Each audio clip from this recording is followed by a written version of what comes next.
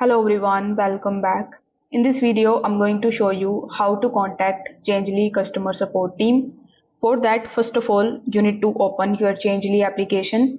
Then you need to log in into it if you haven't already. Over here on the home page itself, you are going to see the fourth tab of support. So when you tap on the option of support, you will be landed here inside the Changelly chat support team. So over here you can tap on the option of name and you can enter your name. Then it is going to take your email address by default. So this will be the email address which you have used while creating your account here on Changelly. So in the transaction ID, if you have any transaction ID, if you have any query relating to any of the transactions, you just have to put that transaction ID over here.